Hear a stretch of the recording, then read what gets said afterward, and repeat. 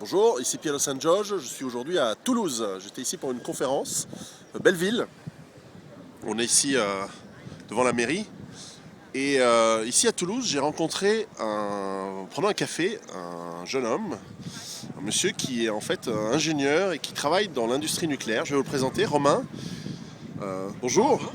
Et qui a bien voulu accepter de répondre, puisque je lui ai expliqué un petit peu mes théories d'effondrement économique et de crise malheureusement qui nous arrive. Donc il a été interpellé et je lui ai dit mais vous travaillez dans quoi? Il me dit je suis ingénieur dans le nucléaire.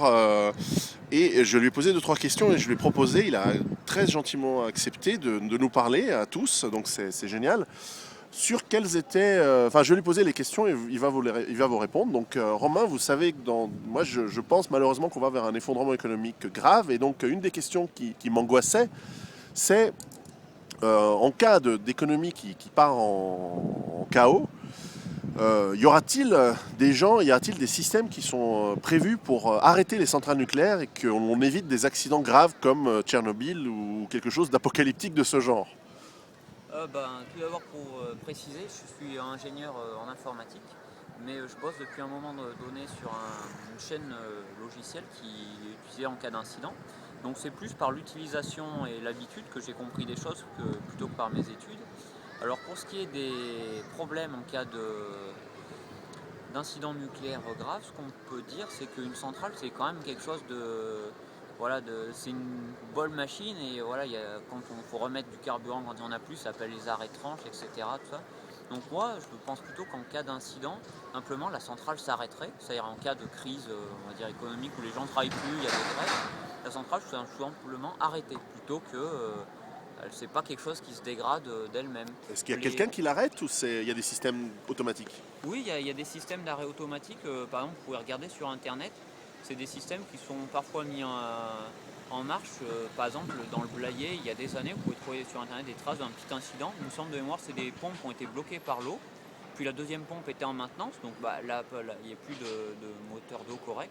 Donc l'arrêt automatique a eu lieu. Ça veut dire la centrale s'arrête de fonctionner, mais c'est pas grave. C'est-à-dire on a pu arrêter dans des bonnes conditions. Donc voilà, il y a le système d'arrêt automatique.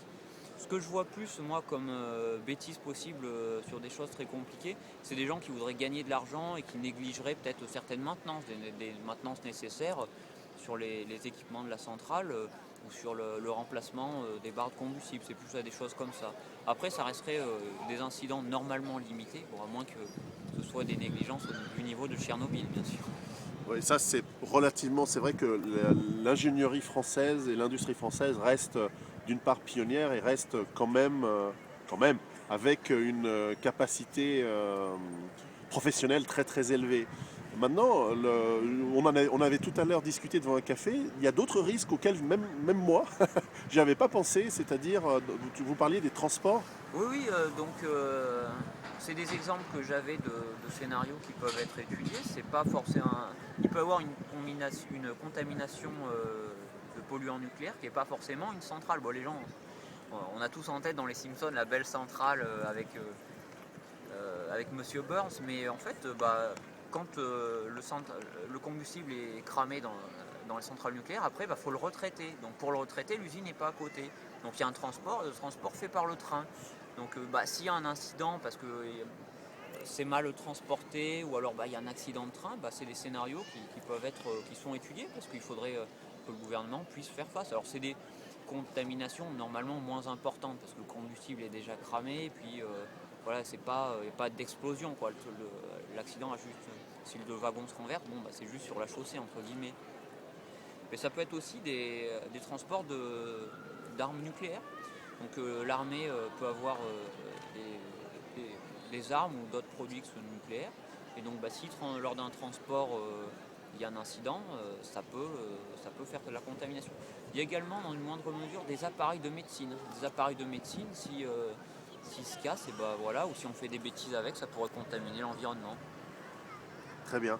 Et y a-t-il d'autres d'autres risques auxquels qui sont liés donc, à l'industrie nucléaire ou à l'armement nucléaire en France ou ailleurs, mais enfin, qui pourraient, que les citoyens, que les Français pourraient simplement euh, se mobiliser pour aujourd'hui, alors que encore tout va relativement bien, euh, pousser les gouvernements, les autorités compétentes à, d'une part, faire plus d'enquêtes pour être sûr que tout va bien, que tout est sous maîtrise, que tout est sous contrôle et que justement on ne réduise pas les budgets dans ces éléments tellement importants avec des risques forcément de pollution tellement grande, afin que l'on reste rassuré, parce que surtout en France où tellement une grande part de l'énergie est nucléaire, et qui peut être un atout en cas d'effondrement, disons partiel de l'économie, pour pouvoir continuer à avoir une vie relativement agréable en France et une économie qui tourne, et donc d'éviter justement un effondrement. Qu'est-ce que les citoyens français peuvent faire aujourd'hui?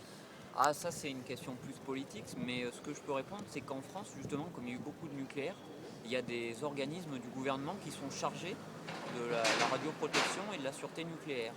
Donc j'imagine c'est sur ces organismes, c'est à ces organismes qu'il faudrait poser la question. Mais aujourd'hui, des organismes français sont reconnus puisque pour les accidents de Fukushima, les organismes français avaient, à la demande de l'autorité de sûreté nucléaire mondiale, fourni une aide. Donc ça me paraît aujourd'hui, du point de vue qu'on peut voir dans les médias et de ce que j'en sais, quelque chose d'assez fiable. Après, je ne suis pas dans le secret. Non, mais ça c'est plutôt une bonne nouvelle et ça c'est bien. Et peut-être dernière question, qu'est-ce que le citoyen français ou la personne habitant en France, qu'est-ce qu'elle peut faire concrètement aujourd'hui en cas d'accident nucléaire, en cas de contamination dans sa maison, dans son appartement, dans sa ferme, peu importe où il ou elle habite? Qu'est-ce que l'on peut faire en cas de contamination? Si tout d'un coup on nous dit bah voilà il y a une contamination, qu'est-ce qu'on peut faire concrètement? Dans le détail, il faudra regarder les procédures qui sont faites et applicables aux gens qui sont autour des centrales. Donc il y a déjà des cachets d'iode pour saturer la thyroïde en iode de manière... Ça se trouve en pharmacie facilement? Je ne sais pas du tout, je pense que oui. Ça doit pas... Parce que quand il y a eu des incidents, il y a des gens qui s'étaient rués dans les pharmacies des fois pour demander pour Fukushima. C'est quoi? C'est iodure de sodium, c'est ça? Il me semble, il faudrait vérifier, je ne suis pas très connaisseur du sujet, mais la principale chose que les gens veulent éviter, c'est d'avoir la thyroïde. En fait, c'est des isotopes radioactifs qui vont se fixer dans la thyroïde. Donc après, ça va bombarder la thyroïde de rayonnement. Et donc après, une fois qu'on n'a plus de thyroïde, il faut se la faire enlever. Donc, apparemment, on peut vivre sans, mais comme on vit très bien avec, autant en continuer. Et l'autre problème, après, c'est que quand il y a vraiment du rayonnement dans l'air, on est contaminé. Donc il y a des méthodes pour ne pas être contaminé. C'est ce qu'ils font autour des transports de polluants, c'est qu'ils mettent des couches de plomb, mais c'est pas accessible à la majorité des gens. Et malheureusement, si la pollution, si on est à côté d'une centrale et qu'il y a une explosion et que le nuage va passer au-dessus de la maison, donc il vaut mieux essayer de se déplacer si on peut, mais il n'y a pas grand-chose à faire. L'autre symptôme aussi, c'est la pluie. La pluie fait retomber les radionucléides au sol, donc il faut éviter de se trouver sous la pluie. C'est pas bon, ça. Ce que je conseille dans mon livre, en cas de nuages ou de pluie, c'est de vraiment colmater les fenêtres, les portes, afin qu'il n'y ait pas le moins possible d'air extérieur qui rentre à l'intérieur. Est-ce que ça peut fonctionner en partie? Alors ça, faudrait poser la question à des spécialistes, mais je pense qu'effectivement, ça doit empêcher de rentrer de l'air contaminé dans les maisons. Maintenant, la définition du rayonnement, c'est qu'il passe à travers tout. C'est pour ça qu'il traverse notre corps pour casser les cellules. Alors après, quand on est derrière un mur, j'imagine ça va quand même freiner un peu le rayonnement. Mais si, quand il transporte des matières très radioactives et des épaisseurs de plomb importantes, c'est parce que ça suffit pas de mettre juste du béton. Donc peut-être ça doit aider, mais je ne ferai pas l'expérience personnellement. Qu'en est-il de quelqu'un qui a un potager, par exemple, et il pleut et son potager devient contaminé? Qu'est-ce qu'on pourrait faire? On doit tout démonter, remettre une couche de terre fraîche. Qu'est-ce qu'on peut faire dans ces cas-là? Parce que c'est un peu des scénarios pour moi qui sont les pires. Ah ouais, alors c'est des scénarios qui sont passés vers Tchernobyl ou qui concernent les gens qui habitent dans la zone contaminée. Donc les scientifiques sont capables de dire à la nature des fruits, à la nature de la pollution, est-ce que le fruit est mangeable ou pas? Parce que en fait, le fruit ou les légumes, ils vont absorber différemment les rayonnements. Mais pour le commun des mortels, je pense que le mieux, ça serait de surtout pas manger des choses radioactives. Parce qu'après, en fait, c'est toujours pareil, quelque chose qui est contaminé, qui est radioactif, même si vous ne l'êtes pas, vous mangez une poire qui est radioactive, il y a quelque chose de radioactif qui va se balader dans les intestins, partout dans le corps, et qui va bombarder le corps de rayonnement. Donc quand le corps il a été abîmé, sa structure par le rayonnement, si c'est pas trop abîmé, il arrive à réparer. Et quand il y en a trop, c'est trop tard, ça fait des cancers.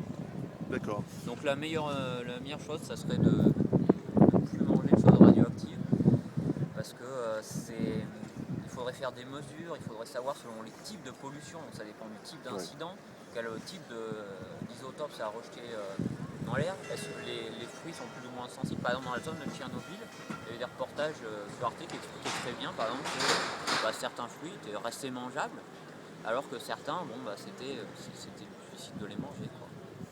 D'accord. Mais très intéressant, c'est certainement un scénario que l'on souhaite qui n'arrive pas. En tout cas, c'est rassurant de voir qu'en France, il y a encore une compétence visiblement et une conscience d'une industrie tellement importante et donc que l'on fait les choses encore assez bien et il faut souhaiter que ces accidents n'arrivent pas. En tout cas, merci beaucoup. Et puis, en tout cas, votre ville ici est très sympa et très jolie, donc voilà, je reviendrai. Au S'il y a revoir. Oui. un petit mot à rajouter, c'est que je pense que le nucléaire, c'est un domaine qui est pas si compliqué que ça, mais qui est mal vulgarisé. Et il y a pas mal de choses parfois très intéressantes de chercheurs d'université, ou des vidéos très courtes, très explicatives sur des incidents qui peuvent intéresser les gens et expliquer de manière simple des incidents comme Fukushima ou Tchernobyl ou également des choses de contamination. Mais elles sont perdues au milieu de tellement d'autres vidéos sur internet que c'est peut-être pas facile à trouver. Voilà. Super, mais merci beaucoup.